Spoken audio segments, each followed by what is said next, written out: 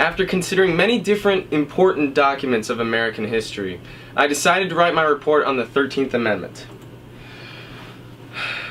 The direction that my paper takes is more focused on the effects of the 13th Amendment and if it really was effective in the short term, specifically during the Reconstruction era. This paper consists of the obstacles that African Americans needed to face once the 13th Amendment freed them. After doing much researching, I realized that there was not all that much freedom granted to free slaves. Unfortunately, the South managed to entrap the former slaves, keeping them in the same life that they were living before. In the first part of my paper, I discussed the 13th Amendment and the history behind it.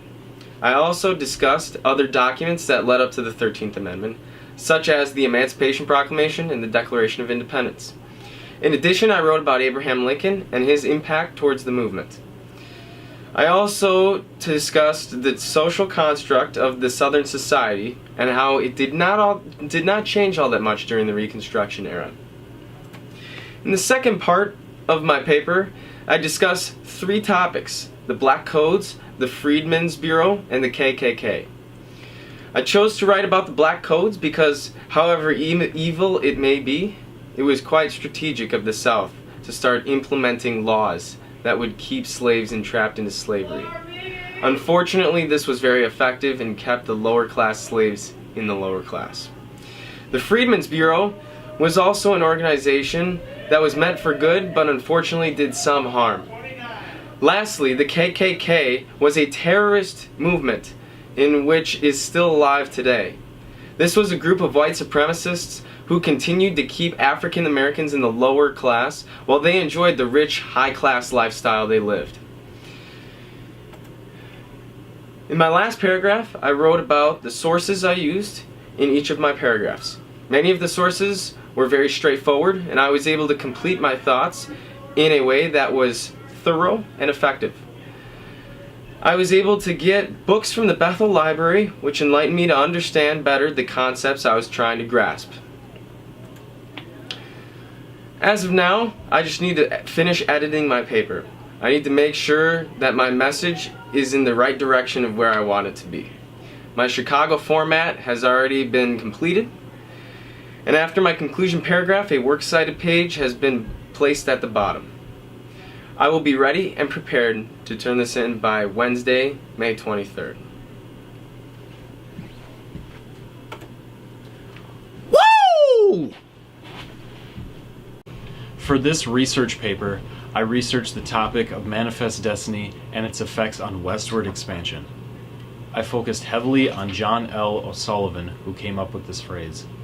My primary source is called John L. O'Sullivan and Manifest Destiny. This primary source is filled mostly with many of the thoughts and words directly from O'Sullivan.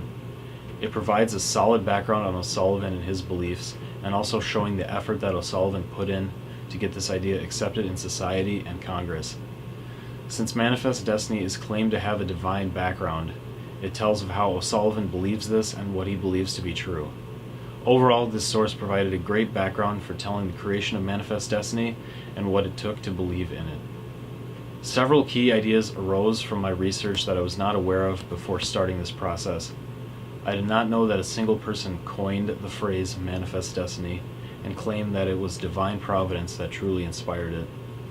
I believe it to be a thing that the church used in order to gain more political power within government. This primary source was super useful when giving the backstory of the creation of this Manifest Destiny and how it was used by an Irish journalist to spark a huge revolution within America. O'Sullivan wrote articles about their legal title to the Oregon country and that God ordained them to have it, even though it would have been illegal to overtake. I did not know there was an international law that prevented imperialism on territory that was owned by other countries.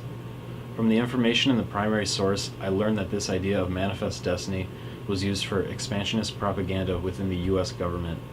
I also did not know that O'Sullivan was a self-made religious man that believed in many of the radical beliefs that coincide with the Anglo-Saxon Christian sect. From this source, it was made apparent that this idea of Manifest Destiny was God's way of telling the sect that they are to obey him and lead a new group of people out to their promised land. After reading this book, it gave me a new perspective on what the people who had participated in this excursion really believed. The source gave a great... Just keep going. Just keep going. The source gave a great description of who the people who took part in this journey and how radical their beliefs were.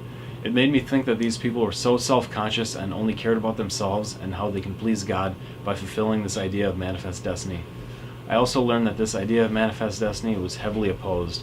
Many people in Congress did not believe that God could have ordained the U.S. to basically steal territory away from different countries. In conclusion, this source taught me many new things about manifest destiny's creation and the people who believed in it, while also shedding light on religion that played a huge part in its eventual acceptance. You went from so monotone to like, you just bursted out laughing. That was so dang funny.